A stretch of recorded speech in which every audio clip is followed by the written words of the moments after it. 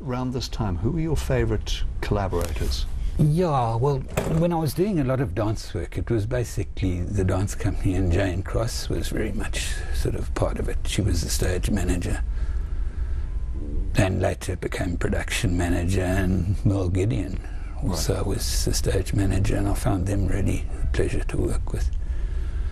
So, and then, well, you know, I've always found the lighting department here at the Playhouse has been a great backup. I mean, I've been working with the same ladder crew for 20 years or so, so I don't really have to talk to them when I'm up the ladder, you know, I just sort of indicate and they know exactly what I mean, which helps a great deal. In that period, is there a show that stands out in particular? Well, of course, I also have done quite a bit of work at the Grahamstown Festival and moonlighted a few times as a technician down there. I must say, working with the Royal Netherlands Dance Theatre have been they were a real eye-opener. I mean, they were just out of this world.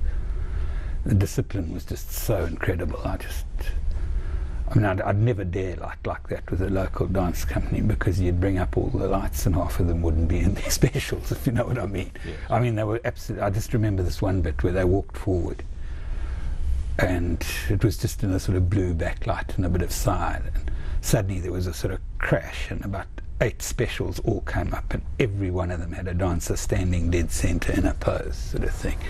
And I really just don't think any local dance company could do that sort of thing. But it was just an amazing effect. And also in Grahamstown, I also worked with Netherlands here in Durban. But that was with their youth company. But they were also pretty stunning. And then there was a Brazilian group called Cisne Negro, who came here to Durban a couple of times, who were also great to work with. And they'd obviously had quite a few international lighting designers working with them, and they'd sort of, you know, kept their sort of stuff, and that was quite interesting.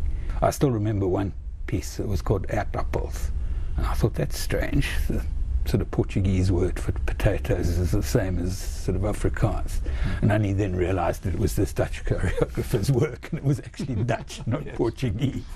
But that was a very impressive piece. It sounds silly, it was just based around potatoes, and they did it once. All the men in the cast would do it, and then the women in the cast would do another version on separate nights, of course. But it was just quite interesting, because it was the same music, but it was completely different, the choreography.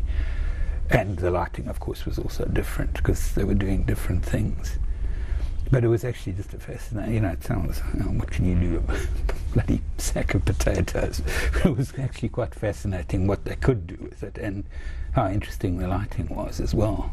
It was more, you know, sort of women doing things like peeling potatoes and all sorts of things, and then the men sort of digging them up in the fields, and they ended up throwing them at the audience. Actually, I suppose that was, I don't know quite what it was supposed to, but anyway, it was quite interesting. It was a fascinating piece to watch. But within the context of South African theatre, is there anybody in particular who pushed you beyond your comfort zone? Well, Joe, of course. And I suppose Manny Manham as well. Yeah, I just worked with quite recently, actually. It actually worked out quite easily, but when I looked at the design and looked at the set, which was a nice raked stage, I thought, oh, this is going to be interesting. But it turned out quite nicely. We couldn't go high on the ladder on the set, obviously, or you were going to kill yourself. So we brought the bars up and down, but it actually worked out quite easily. We focused much faster than I thought we would have, and Manny seemed quite happy, so it was good. Tell me what you think makes for good lighting. Well, visibility, obviously. I mean, that goes without saying, but although sometimes you see pieces where you wonder. But I think the big thing is your lighting should match what's happening on stage. You know, I mean, you see some of these shows nowadays where you think, well, you know, all these flashing lights are very impressive, but what have they got to do with what's happening on the stage? Often very little. You know, the lighting seems to have no connection with.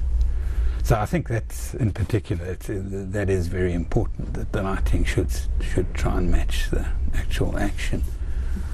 Other than that, well, I mean, there's the old textbook thing that they always say, well, basically your lighting's good if no one notices it, which is another thing which seems to have gone out the window to some extent these days. But again, it depends very much what you're doing. Obviously, if you're doing a rock and roll show, well, that's fine. Flash the lights as much as you like. But I think if you're doing serious drama, and really the people shouldn't notice your lighting. They should be so caught up in the action that they don't even notice there's any lighting. And the same applies to dance, really. You know, they should, that's great dancing, you know, and not even notice the lighting. Do you have any pet hates in lighting? I used to hate green, but I've actually since seen it used very, very effectively, interestingly enough, by an American group, where they lit a dance piece all in shades of green. I thought this is going to look absolutely hideous, and it didn't. It actually worked very well. Mind you, they were dressed in camouflage outfits, and they all had dark skins, so I suppose that was possibly why.